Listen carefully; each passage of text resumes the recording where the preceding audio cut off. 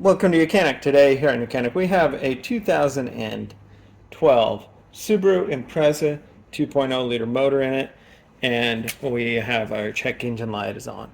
So we're going to check that, check what the code is, and to go ahead and diagnose potentially what it is. So this is the Subaru. The Subaru, we do have a Subaru listing right down here. I'm in European. We need to be in the Asian for the Subaru.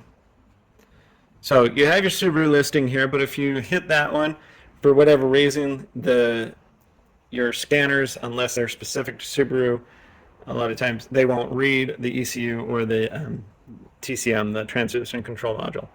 So we need to go through all, and up here we have the OBD2 connection to sign in, and this is the UCAN-2. We're going to auto scan, so now it's going to communicate with the vehicle. We have the engine.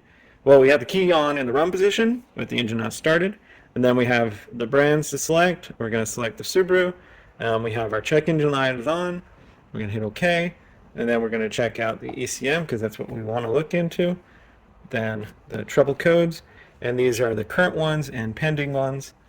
And so we have the P0031 or the P0037. The one is the heater. Control circuit and low bank sensor 1. These are sensors for the catalytic converter. One's upstream, one's downstream. And then we also have low bank 1, sensor 2. Now this vehicle has the boxer engine, the 4-cylinder that's flat.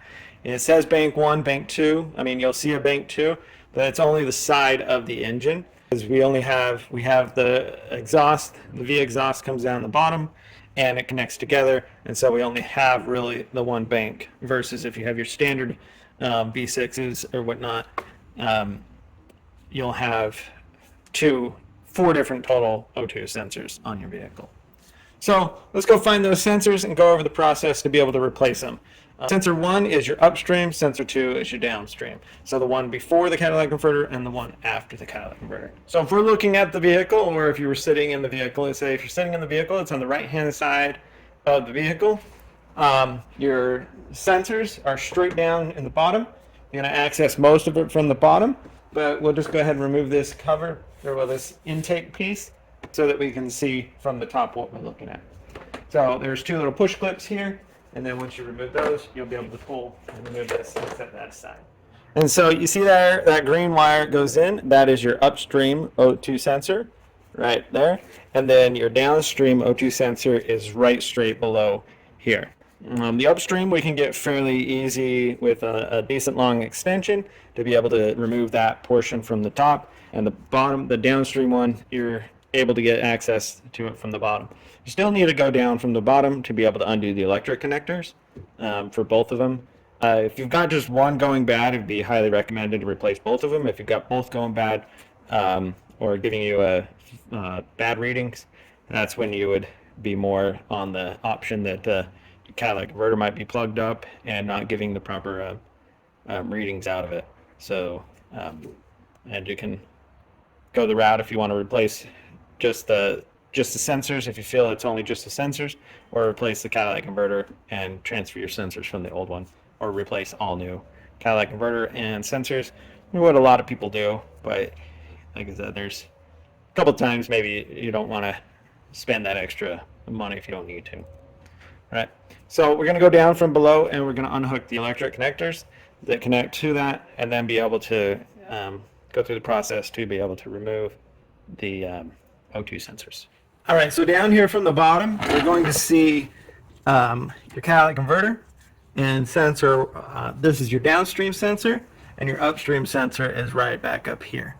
And so we have electric connectors that connect here, and so we just need to squeeze the depress on the back here, and then be able to pull the electric connector undone. And so we have our downstream one. We can get a wrench on here, 22 millimeter, 7/8 or 7/8, to be able to loosen and remove the downstream. And then also while we're at it, you might as well, if you're replacing them both, just be able to depress that connector and then be able to pull this apart. There you go. And then we have just back here, there's a little clip to unhook. It's one of those, it's a press clip in there,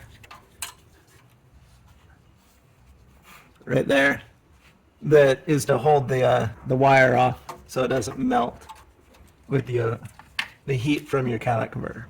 Now, O2 sensors are very prone to cause a lot of issues to come out, or be very stubborn to remove. So you want to make sure you get a good grab on it and be able to loosen it.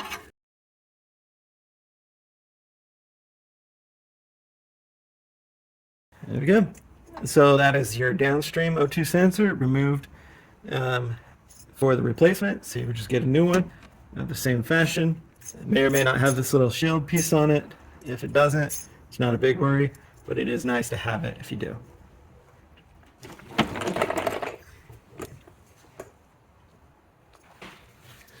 Okay, so for replacement of this O2 sensor, your downstream, we just take our new one, be able to line it up in the hole, we hand tighten it down, and then give it a little bit of a wrench tighten.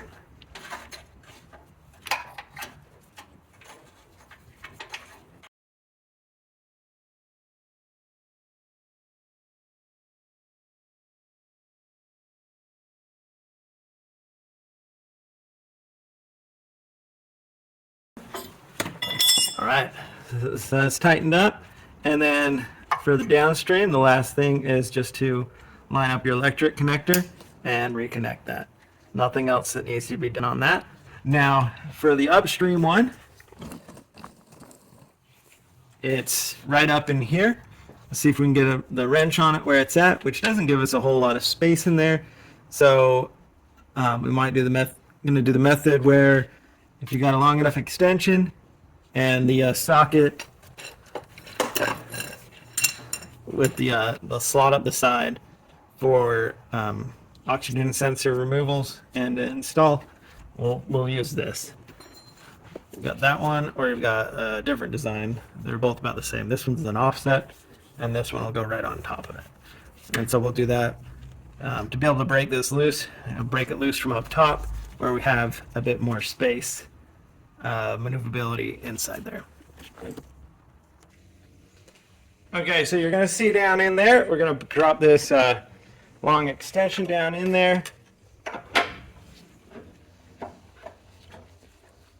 Put our ratchet on top and our breaker bar to be able to get this to loosen up.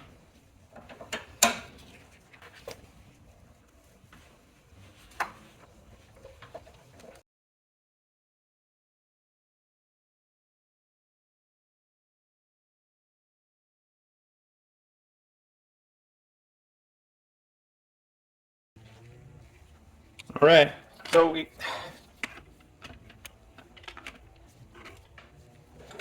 broke it loose.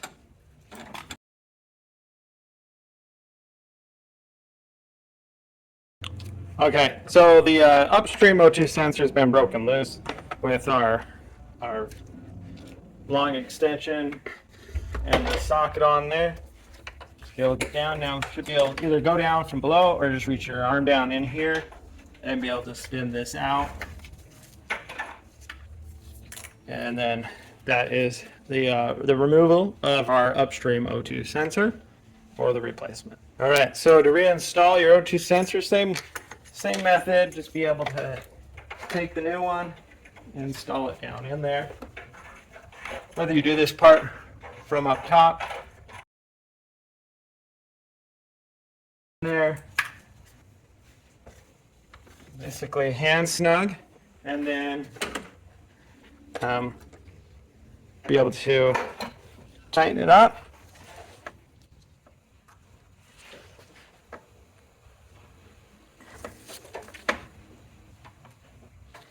There we go. So now it's tight, so now we just need to go down from below and be able to run the electric line where it needs to go.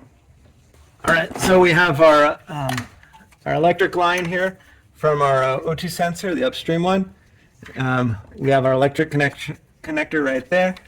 You just be able to line that up and be able to connect it. Press it until it clicks, generally. And then we also have that little connector we want to put into the holder there so that the line stays away from the hot catalytic converter, and so you don't melt your electric lines on your O2 sensors. Now that you've replaced your O2 sensors, you would just go through your scan tool, OBD2 scanner or equivalent, and be able to clear out the codes and be able to go down the road and drive and see how everything goes. If your codes come back on, well then, if you just replace the sensors and the codes come back on, then you definitely would be more looking that it would definitely be your catalytic converter, or unless you've got some major gas, air, fuel mixtures that are causing problems.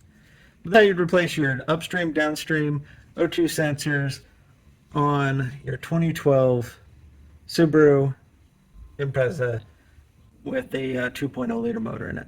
Thanks for watching YOUCANIC, where you can be the mechanic.